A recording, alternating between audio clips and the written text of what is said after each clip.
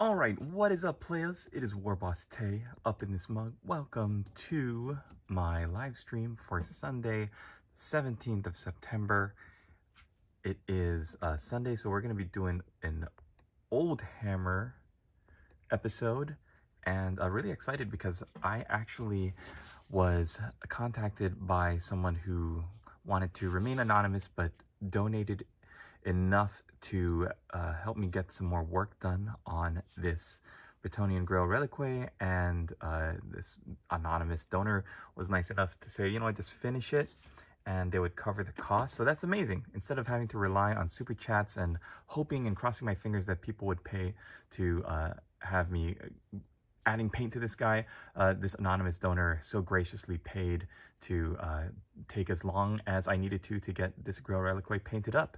So I'm very excited because I've also glued my 6 Battle Pilgrims onto their bases, and let me make sure I've got the chat widget on. There we go.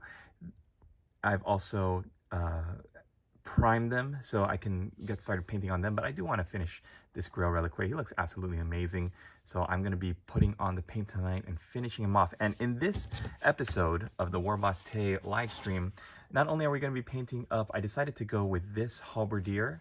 I'm going to paint this halberdier up in the Oldhammer colors of Averland here, and it's a predominantly yellow and gold. I think it's a really terrific color scheme. So we're going to be painting this. I'm going to be showing you how to paint this color scheme on this halberdier. You could transfer the colors to any other regiment that you're going to be using to represent Averland. Hey, Daniel Busby, welcome to the stream, buddy. Nice to see you.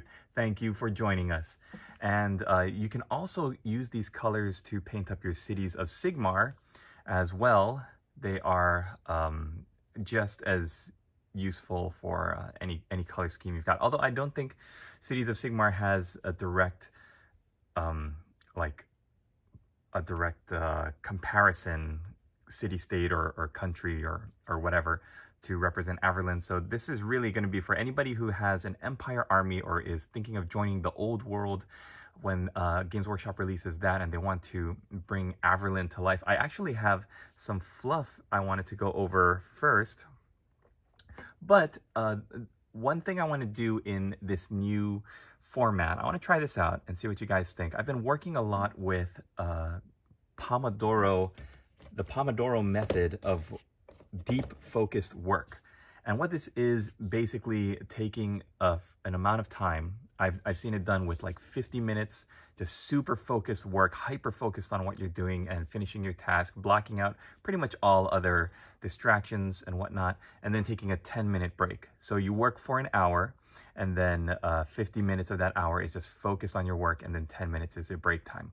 What camera do you use? If you use your phone, what phone it is? This is actually an iPhone 14 Pro Max, but like I've been mentioning, my son's been like pulling it out of my pocket, or whenever it's charging on the nightstand, he'll pull it off because he recognizes phones now as something that we use for all sorts of daily tasks. So he always wants to hand it to us, and that means that it usually falls on the ground. And the case that I've got is apparently not that great at protecting it. It's not really doing its job, so I do have to get it replaced. But until I do, because the camera is really good. Yeah, the thing is, my camera is even better usually when it zooms in. There are 3 different lenses that are supposed to take over the job when it zooms in and auto focuses, but check this out. And pretty blurry. Usually before, when I would zoom in this much, it would be still super crystal clear. Unfortunately, I'm having to rely on this medium view one. So yeah, I hopefully will be able to get this camera fixed and get my phone fixed up. But like I said, today we are doing an Oldhammer episode. So after we start off our episode with a reading of the Imperial Infantryman's Uplifting Primer, we're going to talk a little bit about Averland, the city-state in the Empire, one of the 11 big city-states. I'm going to be using a Warhammer Fantasy Roleplay 2nd edition source book to get us through that. And then we're going to jump to the first of our Pomodoro segments. So like I mentioned before, I've been studying this Pomodoro method. It's really helped me focus on painting and getting a lot of work done. And the way I'm going to do it, although you can stretch it and make it as large as you want to, I'm going to keep it pretty tight and hyper focused. And what we're going to do is 2 half-hour segments spread out throughout the show where I've got 25 minutes of music, and we're going to just paint for 25 minutes. And if you want to write comments, I'll take a look at it and follow along if I can. But what I really want to do is knock out a lot of work and get 25 minutes of work done and have you follow me and see what I'm able to accomplish in 25 minutes. So what we'll do is the first of our Pomodoro segments, and I'll continue working on my City Guard, which I'm going to be using for the Heroes of Hobbyton game. You can work on whatever you want, and we'll just knock out 25 minutes of work, and then we'll take a break, and in that 5 minutes we'll talk about Averland, the city-state of Averland, and why it's amazing, and why you should play it. And I'm going to do the same for every episode of Oldhammer, where we go over a different city-state, and then I'll show you the lore, and then I'll take you through a painting tutorial. Daniel, by the way, I showed you to my girlfriend, and she watches you too now. We're awesome, amazing. Thank you so much. Oh man, anytime I can have a new person joining up and watching the streams, it's always it warms my heart. It makes me feel good. So thank you very much for promoting me, and I appreciate it. If you're gonna grab something to work on, now's the time to do it. Grab a nice warm beverage to keep you company.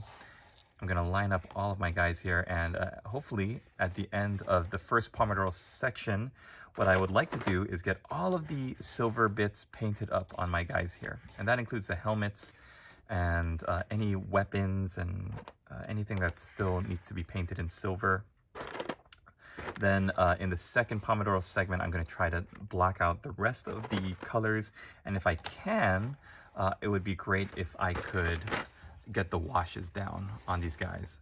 But this unit of City Guard is going to be playing a pretty integral part in the Heroes of Hobbyton minigame, which all of my patrons are invited to play exclusively for patrons of WarbossTae Studio.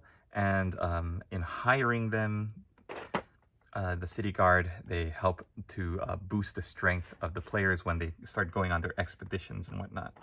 So it's all a part of the plan for my patrons to get stuck in, and I want them to have really well painted miniatures for when they go on their expeditions, which I plan to start in January. Okay, so let's have a read first of our Imperial Infantryman's Uplifting Primer.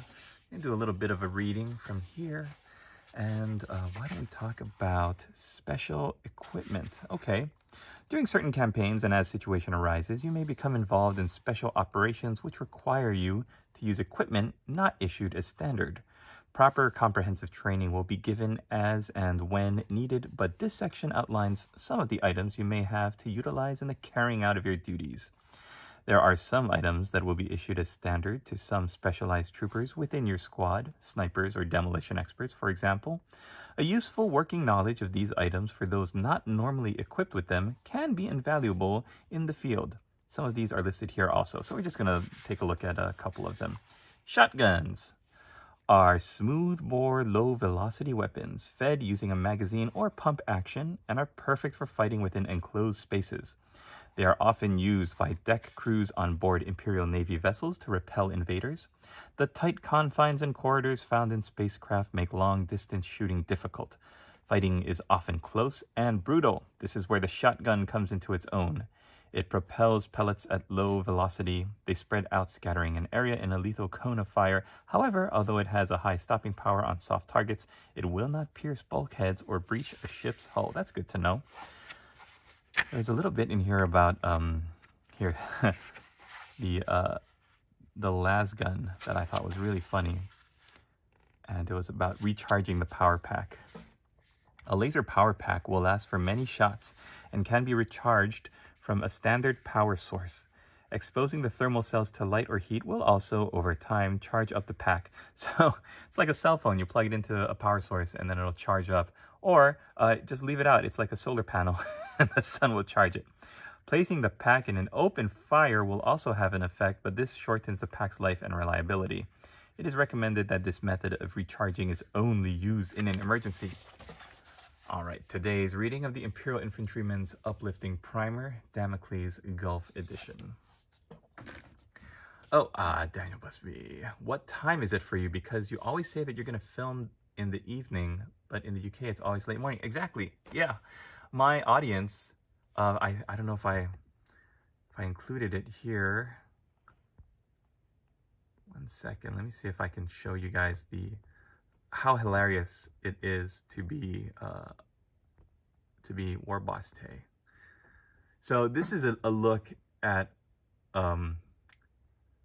when when my viewers are on, and as you can see for Sunday, it is where did my camera go? It is pretty much oh, sorry, hold on. One second. I might have messed up by jumping around too much. My audience is on mostly in the morning GMT, which for me is pretty late in the evening. And by that I mean like it's like a little bit past 3 o'clock in the morning right now. Okay, I hope I'm using the streaming software. I really love using it, but unfortunately it's not as intuitive as I would like it to be. Full screen. Let me see if I can pop it back on. I hope I don't have to stop and restart this. Where did my camera go?